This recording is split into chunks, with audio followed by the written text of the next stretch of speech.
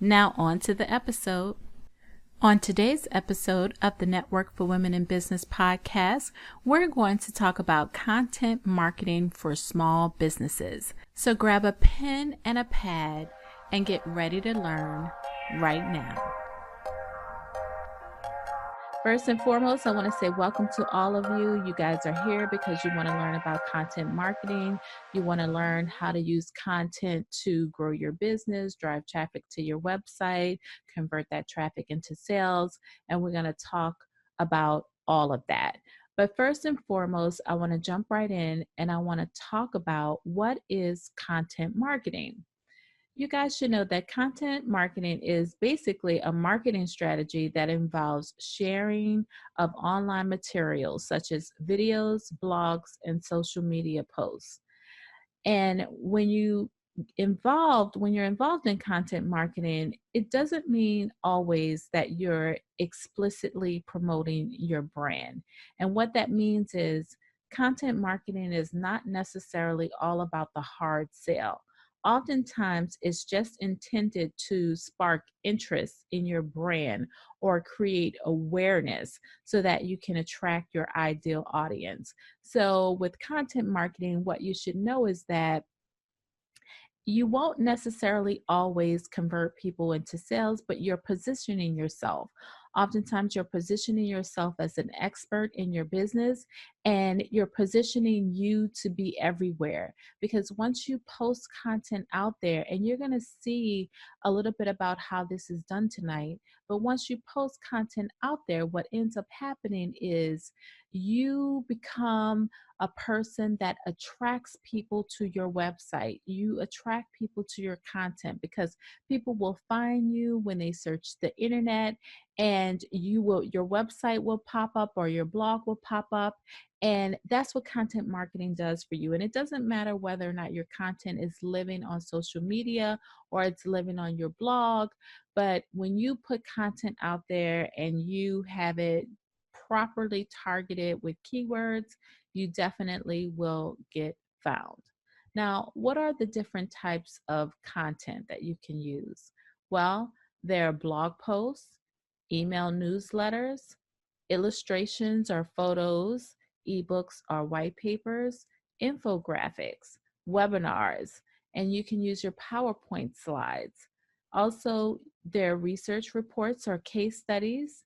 There are print and online magazines. There are interactive tools like quizzes.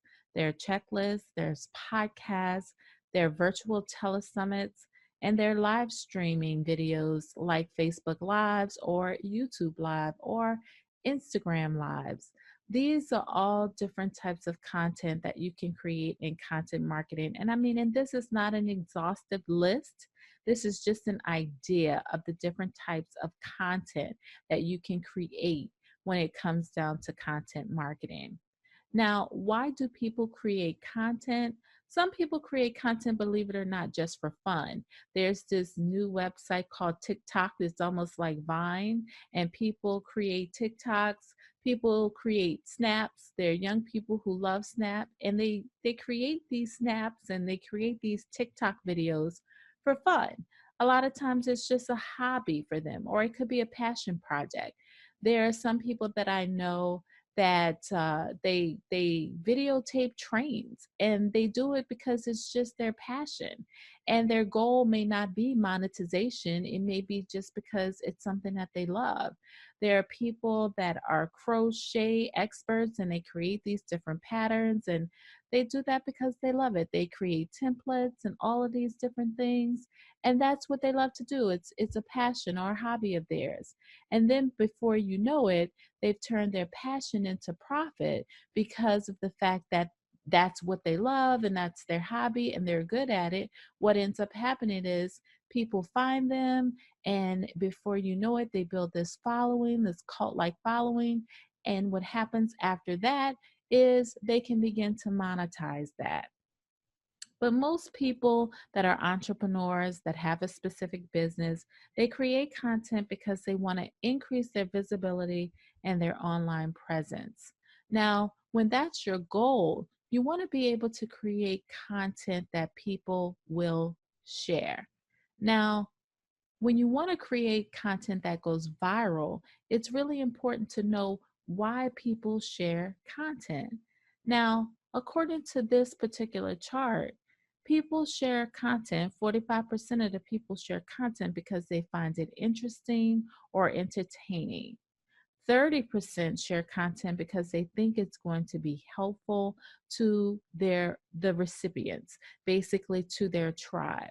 A lot of people share content because they want to get a laugh, and then another 7% share content because it's a thoughtful idea or discussion, and 2% create share content because it promotes their ideals or their beliefs, and another 2% share content because they believe that it helps for people to get to know them. Now, it's interesting because if you look at two the first two represents a whopping like almost 80% of or 90% of why people share content.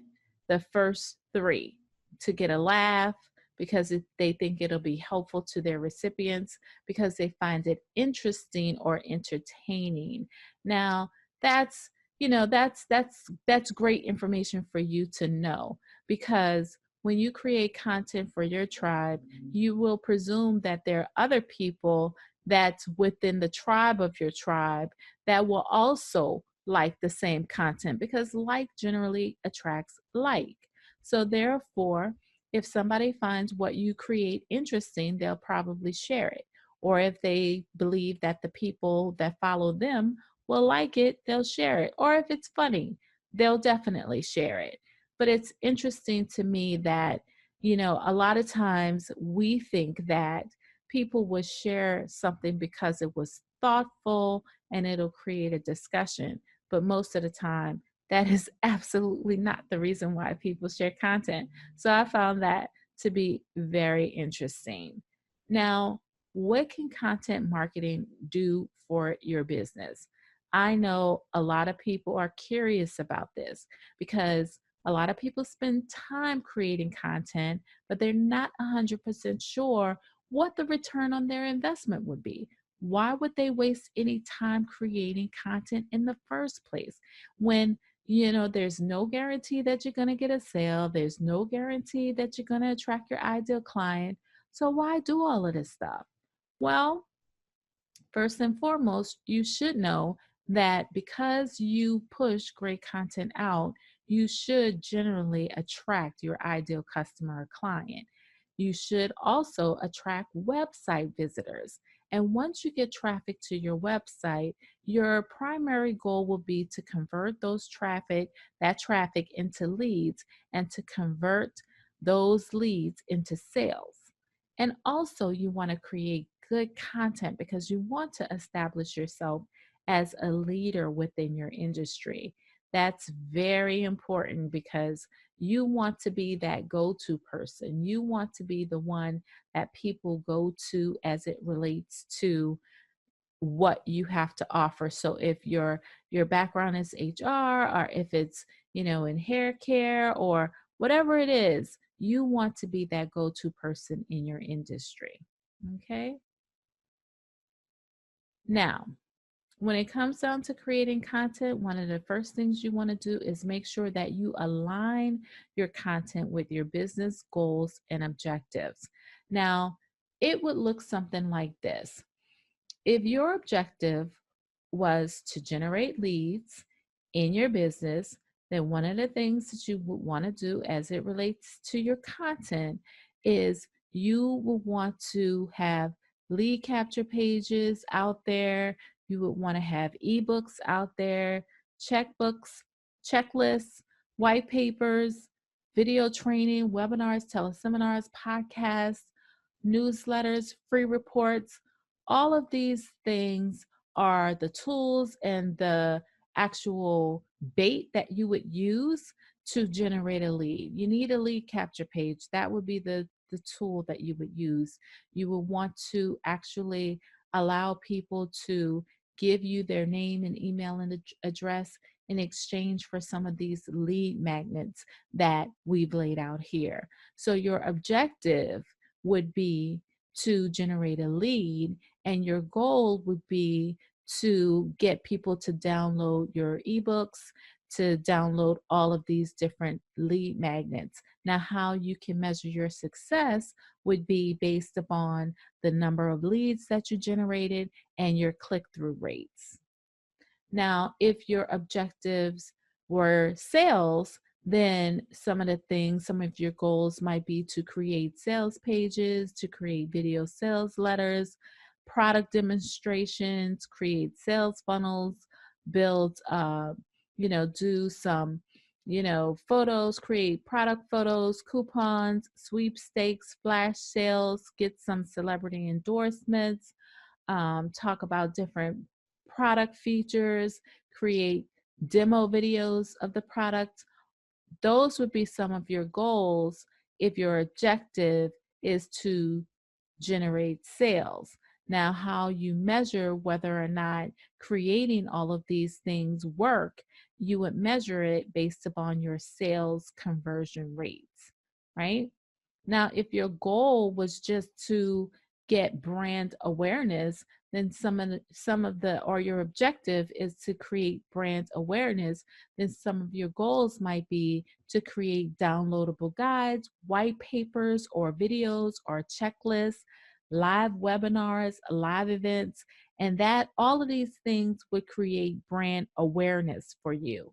And how you can measure whether or not your efforts were successful is based upon the social shares, your views, your likes, etc. That will let you know whether or not your objective has been met. Now, sometimes your objective might be to get people to engage with your brand. And some of the your goals or the types of content that you would create would be blog posts, polls, contests, trivia questions, fill in the blank statements, and stuff like that, right? Sweepstakes, things like that. If you want people to engage with you, and how you would measure that would be your comments that you receive, your likes, your shares, your hearts, all of that stuff. That's how you would measure whether or not you've been successful with this. Okay, so now here's how something like this would work. Basically, you can create a worksheet and you can list your objective and list your goal and then list the content or marketing activities and tasks that's going to have to happen in order for you to accomplish your goals. And then you want to list due dates and you want to also create a column with measurable results. So, for example, your objective might be to add 1,000 new Instagram followers. That may be your objective. And how you're going to do that is by creating a goal of optimizing your Instagram profile. Now, as a part of optimizing your Instagram profile, here are some of the things that you're going to have to do. You would have to maybe add Linktree to your bio so that you can post different links, right? So that when you create your posts, that you can tell people click the link in your bio. And oftentimes on Instagram, you can only create one link. But if you use Linktree, you can have one link, but when they click on it, they'll have multiple options of different websites that they can go to. So you might want to optimize your profile by adding Linktree. You want to make sure that your username reflects who you are or the brand. You may want to add your name and what you do. You may want to convert your account to a business account and add contact info. You may also want to add some highlights from your Insta Insta stories, and you may want to create icons for your highlights and all of that stuff. And then you may want to create a content strategy after you do this that's related to your particular brand so that you can post content that's going to help you to achieve the goal of first and foremost optimizing your profile, and secondly, growing your Instagram followers. And then you want to make sure that you add some due dates, because initially, some of the things that you may want to do in order to achieve your objective is optimize your profile. But the second thing that you're going to want to do is create, your content strategy. So what content are you going to post to Instagram? What are going to be some of your themes? February is Valentine's Day is coming up, Black History Month is coming up, a whole bunch of things are coming up. So you may want to, President's Day is coming up. You may want to create some content around all of that. Or you may have a special that's coming up and you may want to create content around that. But basically, what you want to do is, and you can do this you could create a table in Microsoft Word, or you can create, you know, you can create this type of spreadsheet using Excel as well. But you want to, kind of lay it out and map it out what it is you want to do. Okay. Now, when it comes down to creating your content and content marketing in general, there are basically four pillars that you want to follow. And the four pillars are: you want to plan your content, you want to create the content, you want to distribute it, and you want to measure your success. Now, when it comes down to planning, you want to spend 50% of the time on planning the content. And I know that that's a lot, but trust me, if you have well laid out plans, then you won't have any problems creating the content and distributing it and measuring it. Okay, so today is January 30th. Tomorrow is January 31st. The month of January is officially over tomorrow at the end of the day. Now, have you actually accomplished your revenue goals for the first month of the year? Did you generate any sales at all for the first month of the year? And if you did, or if you did not, then now is the time for you to begin to plan for the month of February. That's right, planning is key. And if you would like to get a great business plan template, why not head over to www.entrepreneursuccessuniversity.com. In our Entrepreneur Success University, you will get access to tons of free downloadable resources that you can use to grow your business. And you will also get access to a variety of different courses and mini courses that will also help you grow your business. The Entrepreneur Success University was launched in 2020, and it was designed to be an integral part of the Network for Women in Business. However, not everyone would like to become a member, so we took the Entrepreneur Success University and created it as a standalone platform. That way, you can have access to some of our tools and our templates and our downloads and our courses. So go on over to www.entrepreneur Success University today to check out all of the great resources that are available to you. Now, back to the episode. So basically, I would spend more time planning than when it comes down to creating. The creating is not going to be hard. And why is it not going to be hard? It's not going to be hard because you know what you want to accomplish. The creation part could also be delegated. And then you want to distribute it, which will be easy after the content is created. And then measuring it should not be hard either. So let's dig a little bit deeper into planning, because planning, guys, is actually key. So you want to spend time thinking about what type of content are you going to create. You want to think about that. Who are you creating this content for? What is the purpose of the content? Basically, you want to ask yourself, what's your end goal? Are you looking to generate sales, leads, traffic, have fun, do FYIs, showcase, teach, explain how-tos? What are you looking to do? Why are you creating the content? Most importantly, what keywords are you going to target? And is it a low competition keyword? Now, those of you that are a part of the Network for Women in Business know that on our last coaching call, that's one of the things we talked about, low competition keywords. Also, are you ranking on the search engines? Or can you rank on the search engines using the low competition keyword? So that's important. You want to definitely spend some time thinking about that. Also, you want to utilize keyword tools.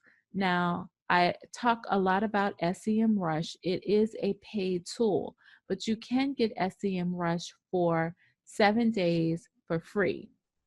Now, if you know how to use the tool the right way, in 7 days, you could do all of your research and cancel it before you get charged $100 per month.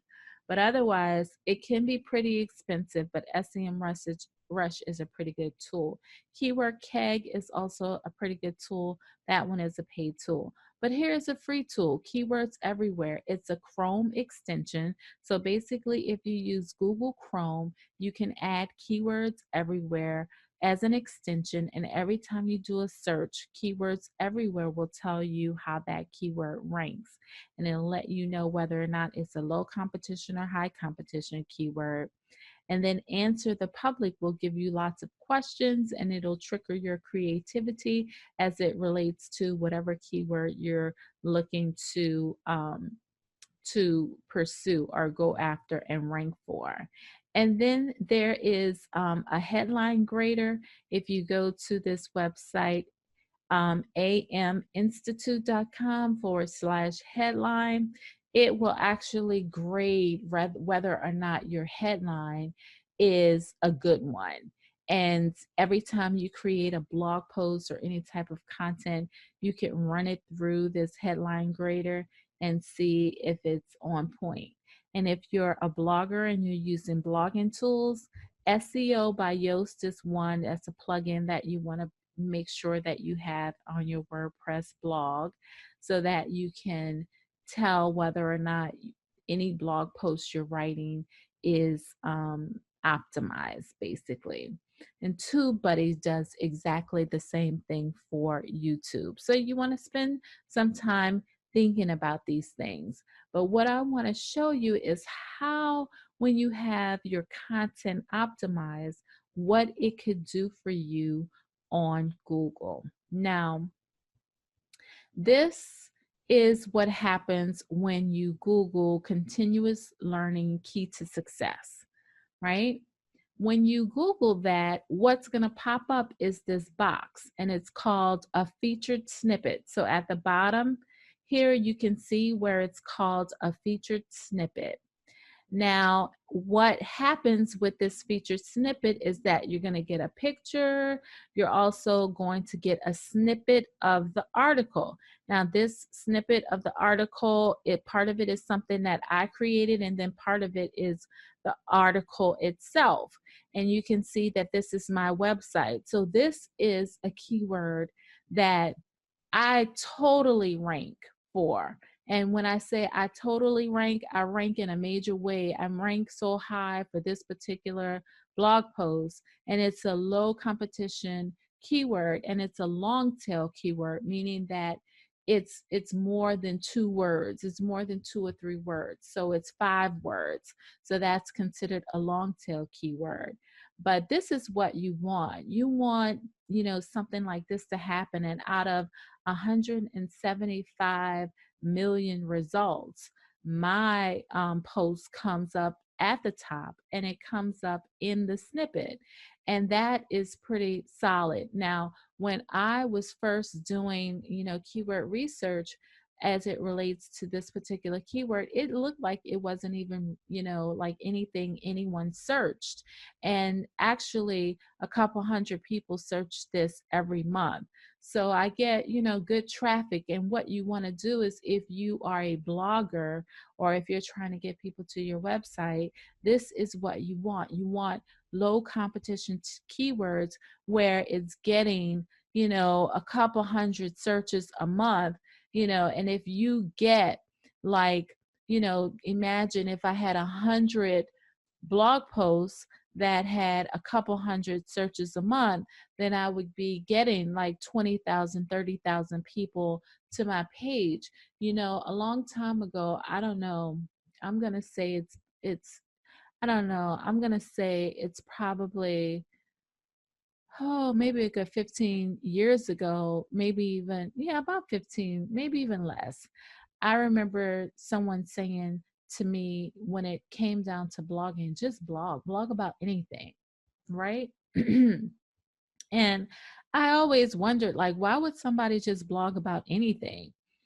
And until I realized that a lot of times when you're blogging, you can blog about anything. You could blog about Kim Kardashian, you could blog about Donald Trump, you could blog about a lot of different things, and you will be surprised what brings traffic, what pulls traffic into your website. And you'll be surprised what content that will end up, pulling a lot of people and a lot of traffic to your page. So blogging about anything doesn't mean that everybody will see this blog post. So like if you were to go to tonicolemanbrown.com, you wouldn't even really know that I had this as a blog post, because my featured blogs are the only, blog posts that you really see on the website. The only people that know about this particular blog post are people who Google it, and the people who know that it exists because I maybe emailed it before. But people are naturally coming to this page. And this is, what you want to happen with your content. Here's another one.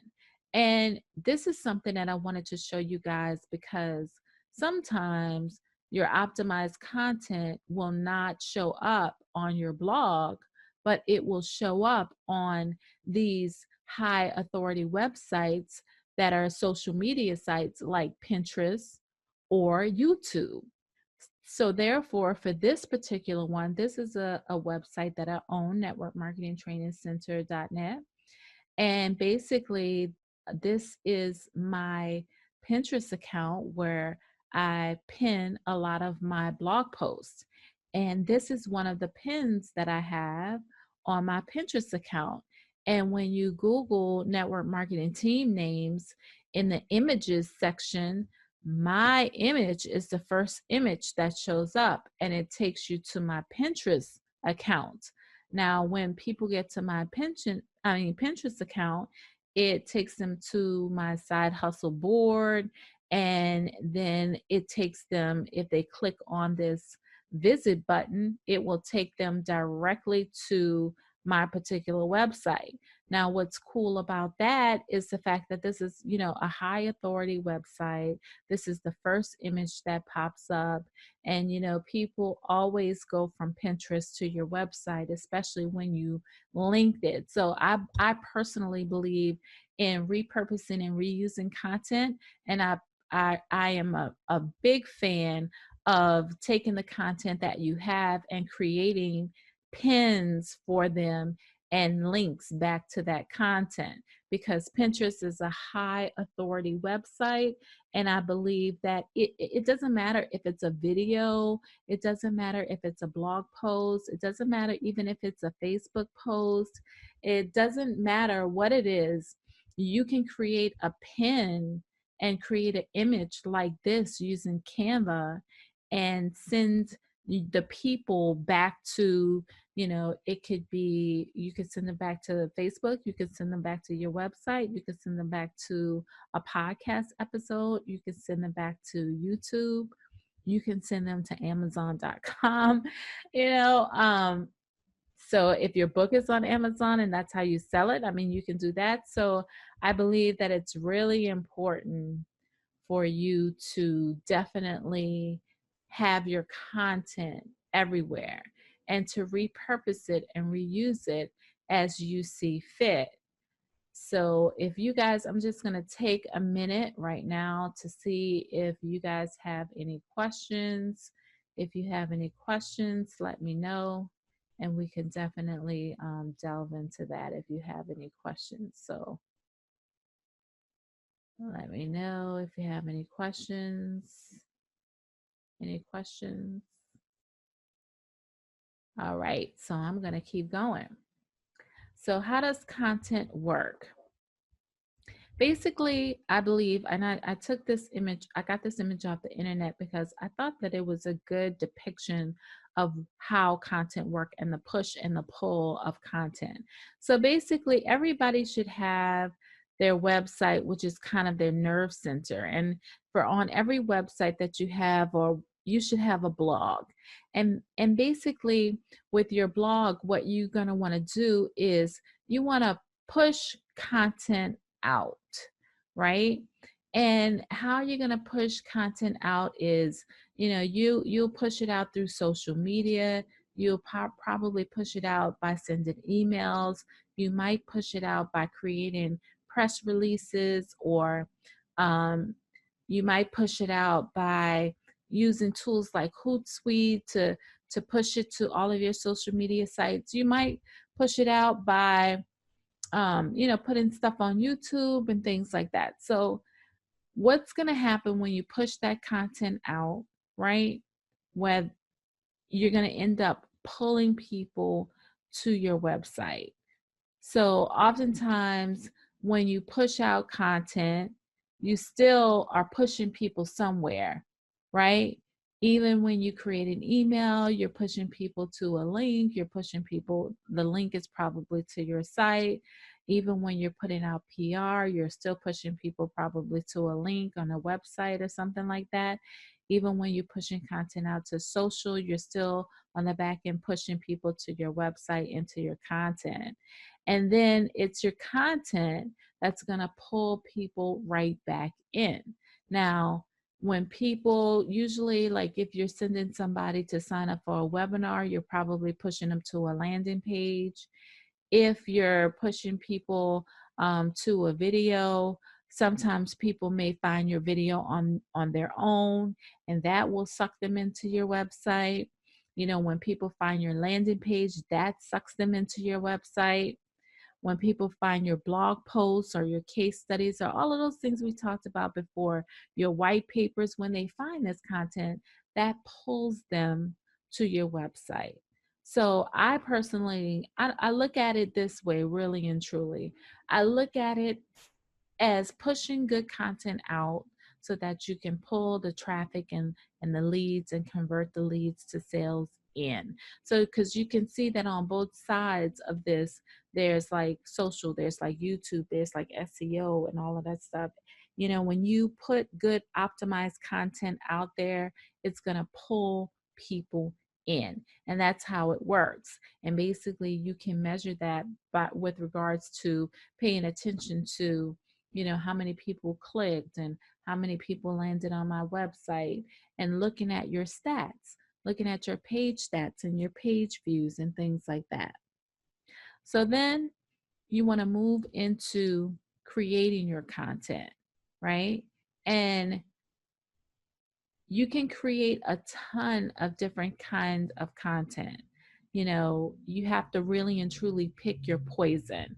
Pick what you like to do the most. Some people may like to do podcasts, but one of the things that I say about podcasts is that you can repurpose it and reuse it.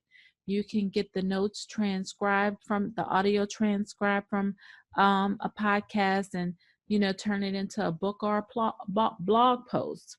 You can create articles, and then after you create your article, you can read them and turn the article into a podcast. You can create videos. After you create your videos, you can strip out the audio and turn that into a podcast.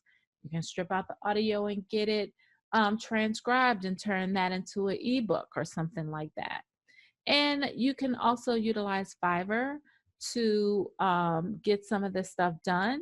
And then once you create your content, you can create content on social media actually. When you do your Facebook Lives, that's content. And, it goes on and on and on and on and on. Now, one of the things that I believe that everybody should do is create an authority blog.